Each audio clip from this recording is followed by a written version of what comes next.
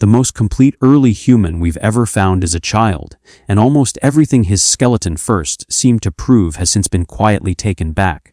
He was uncovered in 1984, when a fossil hunter named Kamoya Kamyu spotted a scrap of skull no bigger than a matchbox on the dry bank of the Nariokotome River near Lake Turkana in Kenya. Over the field seasons that followed, the team led by Richard Leakey lifted almost his entire skeleton out of the ground, bone by bone. Recovering the rest meant returning season after season, breaking down the hillside, and sieving the loose sediment for fragments that had already weathered out. Piece by piece, an almost entire skeleton came together: skull, jaw, spine, ribs, pelvis, arms, legs. Only the hands, the feet, and one arm bone are essentially missing. For a fossil more than 1 million years old, that level of completeness is extraordinary. Most early humans are known from far less, sometimes from a single tooth. Having nearly a whole body in one individual is what turned this find into a reference point for everything that followed. Researchers cataloged him as KNM-WT 15,000s. Most people simply call him the Turkana Boy or the Nariokotome Boy. He was not one of our own species. He belonged to Homo erectus, an early human that had appeared in Africa long before he was born and would later spread across much of Asia. Until this skeleton emerged, these people were known mostly from skulls, jaws, and isolated limb bones. Now, for the first time, an almost complete body lay on the table, from the shape of the head to the set of the hips. And the body was surprising. This was not the stooped, shuffling figure that older textbooks liked to draw. The boy stood tall and lean, with long legs and narrow hips built for a hot, open landscape. At the moment he died, he was already about 1.5 meters tall and weighed close to 48 kilograms. He was, in other words, roughly the size of a modern 12-year-old. But he was not 12, and working out how old he really was would turn into the first of several arguments this single skeleton has provoked. The problem is that age at death can be read 2 different ways, and the 2 readings disagree. One clock is the teeth. The microscopic growth lines inside his molars record how fast his teeth were forming. And by that measure he was young, somewhere around 8 or 9 years old.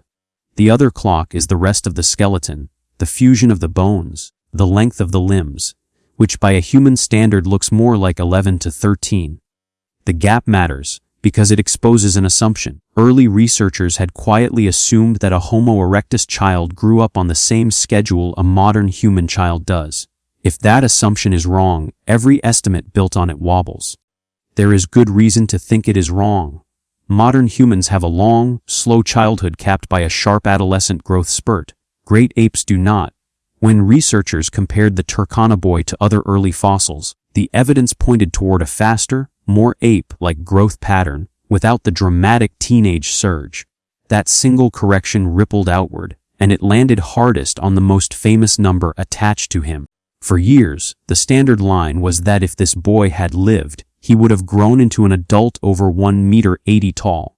A strikingly large person by any standard. That figure assumed a modern-style growth spurt still to come.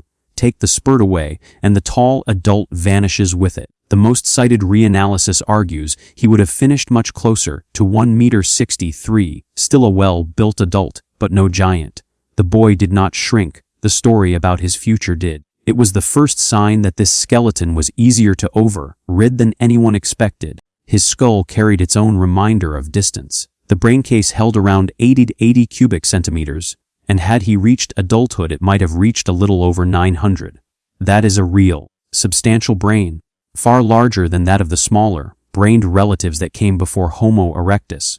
But it is still noticeably smaller than the modern human average. Here the skeleton delivers one of its cleanest lessons. The tall, striding, long-limbed body had essentially arrived by 1.5 million years ago. The large brain had not yet caught up. Body first, brain later, the two did not change in lockstep. That timing carries weight beyond one child. Homo erectus is the earliest human known to have spread far beyond Africa, turning up across a huge stretch of Asia. A body capable of that kind of reach had to exist before the journeys could happen. And the Turkana Boy shows that it did. His skeleton is the clearest evidence that the essential human frame, the long legs, the upright, efficient stride, was in place early, ready to carry these people across continents while their brains were still smaller than a modern human's. The machine for the journey was finished long before the mind that would later map it. There is a subtler consequence hidden in his growth, too. If Homo erectus grew up faster than we do, without our drawn-out childhood, then this boy was, in a sense, further along in life than his size suggests. A modern child of the same height would have years of slow development still ahead. He may have had far fewer. A shorter childhood means less time under the protection of others, and an earlier push toward the demands of adult life. A different rhythm of growing up, folded into the same small bones. Then came the spine, and with it the sharpest reversal of all. When the vertebrae were first studied, they looked troubled. The canal that carries the spinal cord appeared unusually narrow, and there were asymmetries in the lower back. One influential interpretation read these features as disease, a rare congenital disorder of the skeleton that would have flattened his vertebrae, curved his back, and slowed him down. On that reading, the boy was not a healthy example of his kind at all. He was sick, and possibly a poor guide to what Homo erectus normally looked like. For a while, that diagnosis stuck, and it quietly discouraged scientists from trusting the most complete skeleton they had. But the diagnosis did not survive a closer look. A detailed reassessment of the vertebrae found that they were not abnormally flat and showed none of the telltale signs of that congenital disease. The shape of his bones fell within the ordinary range for a growing individual. The curvature in his lower back, rather than a lifelong deformity, was more consistent with a localized injury, the kind of disc problem a young, active body can pick up and carry. Strip away the misdiagnosis, and what remains is largely a normal Homo erectus youth. The most complete early human was not, after all, a broken one. The narrow spinal canal set off an even bigger claim, and it too has been walked back. Because the canal looked small, one line of reasoning inferred that the spinal cord inside it was small as well. Too small to give this boy the fine nerve control over the muscles of the chest and abdomen that people rely on to shape a long, steady stream of breath into speech. The striking conclusion drawn from that was that Homo erectus may have been capable only of short, simple bursts of sound, not spoken language as we know it. It is the sort of claim that travels fast, because it seems to reach straight from a fossil to the origin of talking. The trouble is that later work took the measurement apart. Some of the vertebrae had been misidentified, and previously overlooked fragments, found tucked in bags inside the box that held the skull, changed the picture of his spine. Reassessed with the corrected anatomy, the thoracic canal no longer looked too small to house an adequate spinal cord. The narrowing that remained was the sort that only becomes a real problem after later injury or wear, not a built-in limit stamped on the whole species. The fossil that had supposedly proved early humans could barely speak turned out to prove no such thing. On the question of language, this boy is now mostly silent, not because he says he could not talk, but because he cannot honestly be made to answer. Step back and a pattern comes into focus. Again and again, the first, boldest reading of the Turkana Boy, the future giant, the diseased spine, the wordless mouth, has been the one that gave way. That is not a failure of the fossil. It is what happens when a single, spectacularly complete skeleton is asked to carry an entire species on its back. Every quirk of one growing child risks being mistaken for a fact about millions of individuals across a million years. The corrections are the science working, not failing.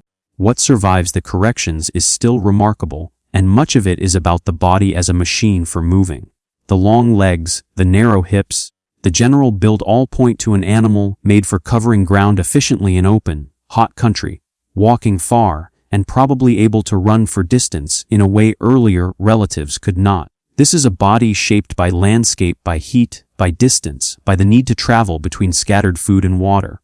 The long, linear build is exactly the shape that sheds heat most easily, exposing more skin to the air and keeping a working body from overheating under an equatorial sun. Every proportion points the same way, toward an animal that stayed cool while it kept moving. It is the physical signature of a way of life spread thin across a wide, dry world where survival depended less on strength than on the plain ability to keep going. That same world is written into where he ended up, The sediments around him record a lakeside setting. A margin of water, mud, and reeds at the edge of ancient Lake Turkana. His body came to rest face down in that soft, wet ground, and it is precisely that muddy, waterlogged burial that preserved him so completely. Bodies left in the open are scattered by scavengers and weather within seasons. This one was covered quickly enough and gently enough that even small bones survived. In that sense, the completeness that makes him so valuable is partly an accident of where he died. How he died is another matter, and here the honest answer is that no one knows. There is no obvious killing wound, no clear sign of what ended his life at 8 or 10 or 12. Suggestions have been offered: infection, illness, the ordinary hazards of a young life in a hard place. But the skeleton does not confirm any of them. He is a child whose cause of death has been quietly lost to deep time, and no amount of reconstruction can recover it without inventing it. What the skeleton can do is close the distance, not through a story about his last day, which cannot be told, but through the plain facts of his body. He was tall for his age. He had a growing brain, still short of ours. His back had taken a knock, the way active young backs do. He walked a landscape of heat and open ground on legs built for the journey. And then, at the edge of a lake 1.5 million years ago, he stopped. For a long time he was made to say more than he could, to predict his own towering adulthood, to confess to disease, to testify that his kind could barely speak. One by one, those words have been taken back. What is left is quieter and, in its way, more human. The most complete early skeleton we have is a child who was, as far as the bones can tell, simply an ordinary member of his people, caught and kept by the mud of a lake. The clearest window we have into an early human turns out to look, more than anything, like a window onto an ordinary life.